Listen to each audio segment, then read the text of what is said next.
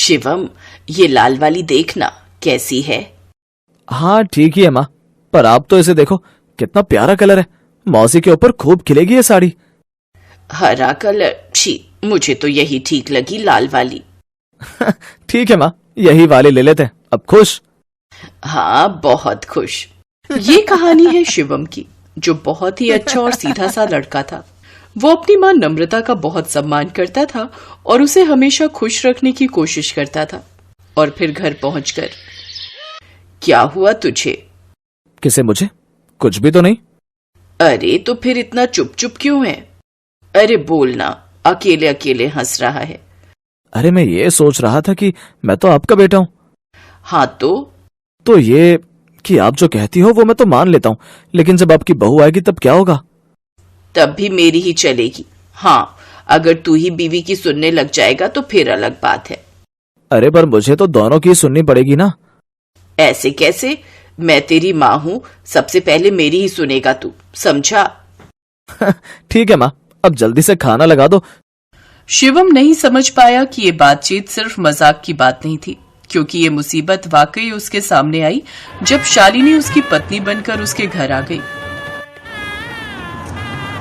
और मिसेस शर्मा, खुश हो ना? बहुत खुश मिस्टर शर्मा, पर आपने बताया नहीं। क्या नहीं बताया? यही कि हनीमून के लिए कहाँ चलेंगे। हनीमून के लिए गोवा कैसा रहेगा? नहीं, गोवा नहीं, वहां तो हर कोई जाता है। हम कश्मीर चलेंगे। अरे पर कश्मीर में तो बहुत ठंड होगी। मेरी बात मानो, गोवा चलो, बड़ा मजा आएगा। नहीं, मुझे तो कश्मीर ही जाना है, वरना मुझे नहीं जाना हनीमून पर। शालिनी ने ऐसा कहते ही दूसरी तरफ मुंह घुमा लिया। बेचारा शिवम फिर झुक गया और अगले ही दिन उसने कश्मीर की 2 टिकटें बुक कर दी। उसे जिस बात का डर था वो अगले दिन से ही होने लगी। माँ जी आइए, नाश्ता कर लीजिए। वैसे क्या बनाया है नाश्ते में बहू? आइए आप खुद ही देख लीजिए। नम्रता खाने के लिए बैठ गई। जैसे ही उसने बर्तन खोला तो उसमें ढेर सारा पोहा था, जिसे देखकर उसका मूड खराब हो गया।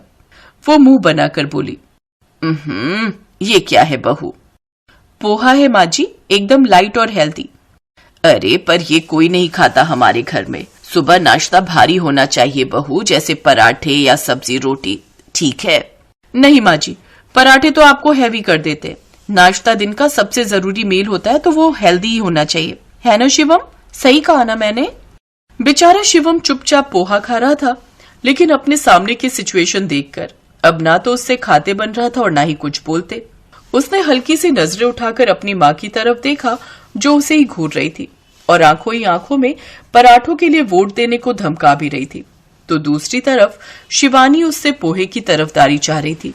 शिवम को जब कुछ समझ नहीं आया तो उसने अपने फोन को ही अपना सहारा बनाया। अरे मैं तो भूल ही गया, मुझे एक जरूरी कॉल करनी है। आप लोग नाश्ता करो, मैं आता हूँ।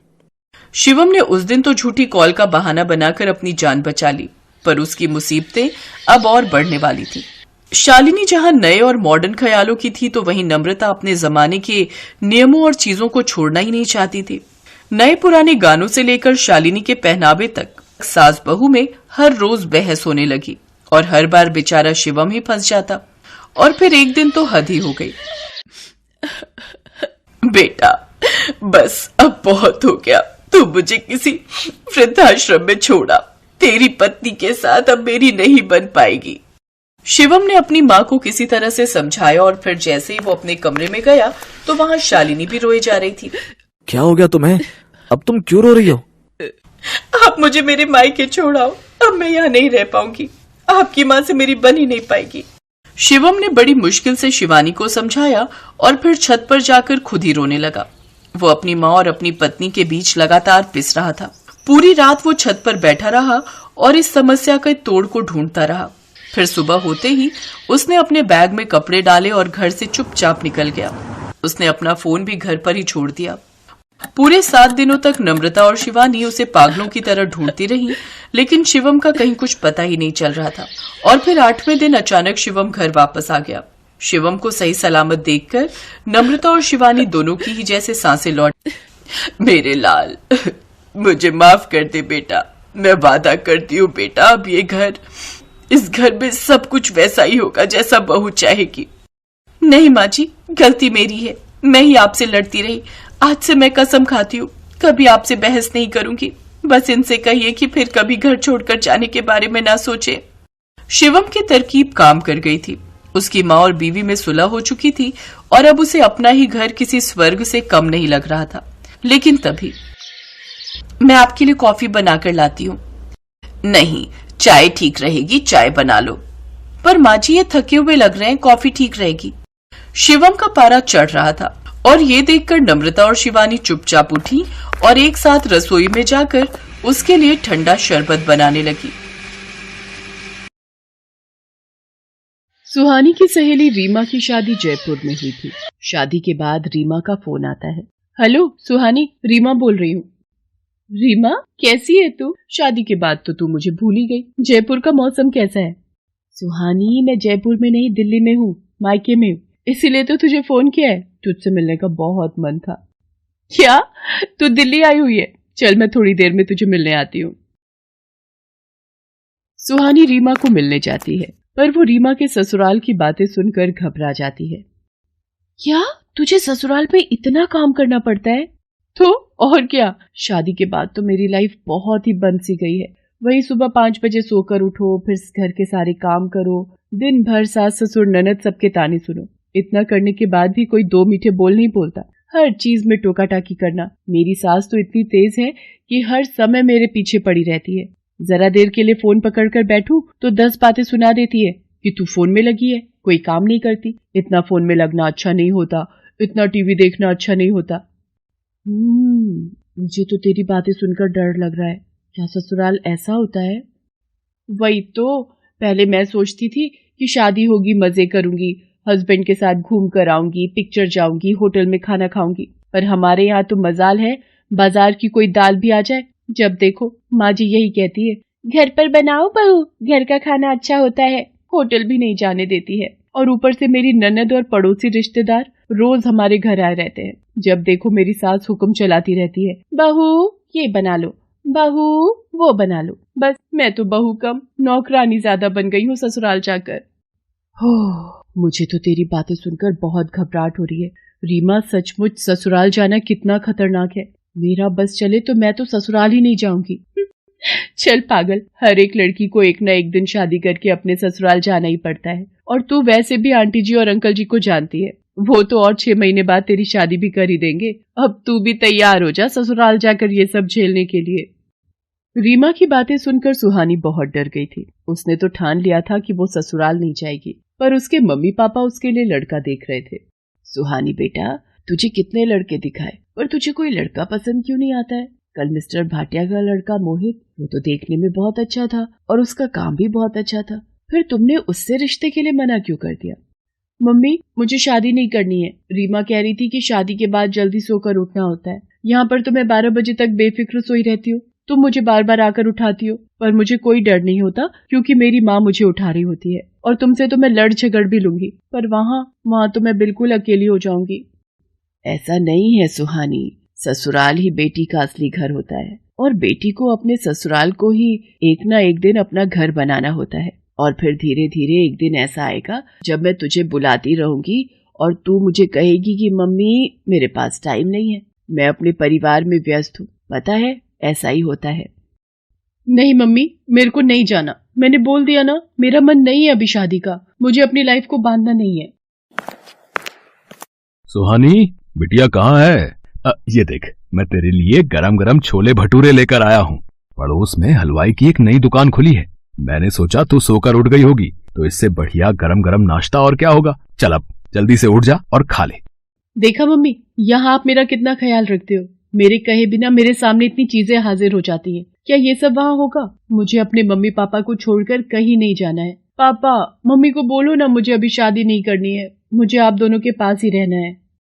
अच्छा ठीक है, मत करो अभी शादी भाई, पर एक बार मेरे दोस्त सुदर्शन, जो कि यहीं दिल्ली में ही रहते हैं, उनके बेटे गगन से तो मिल ले। अगर लड़का पसंद ना आए तो तू उसी समय मना कर देना। सुहानी लड़के को देखने के लिए मान जाती है। लड़के वाले सुहानी को देखने आते हैं। सुहानी बेटा, तुम इतना घबरा क्यों रही हो? तुम तो हमें बहुत पसंद आई हो। भाई साहब, हमें ये रिश्ता मंजूर है। आपकी बिटिया बहुत प्यारी है। सुहानी गगन के साथ छत पर बात करने के लिए चली जाती है। सुहानी, तुम इतना घबरा क्यों रही हो? अगर तुम किसी और से प्यार करती हो तो मुझे कह सकती हो। मैं अभी नीचे जाकर इस रिश्ते से इनकार कर दूंगा।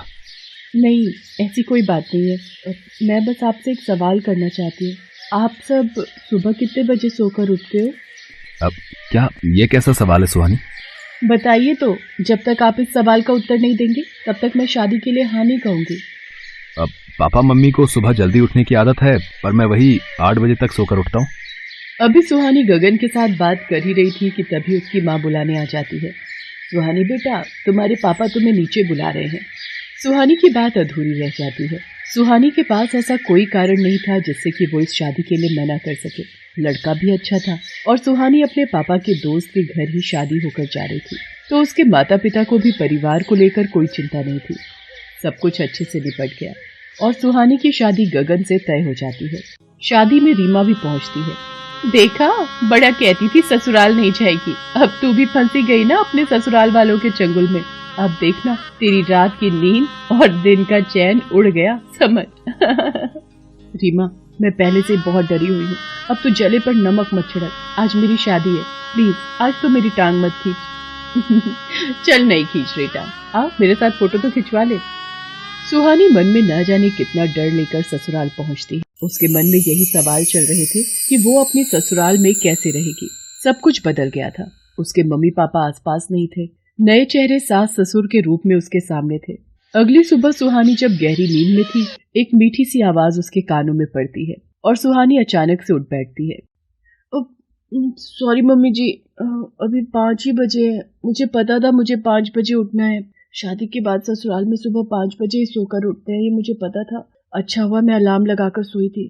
अरे बेटा, तुम इतना घबरा क्यों रही हो? मैं तो तुम्हारे लिए गरम गरम चाय लाई थी।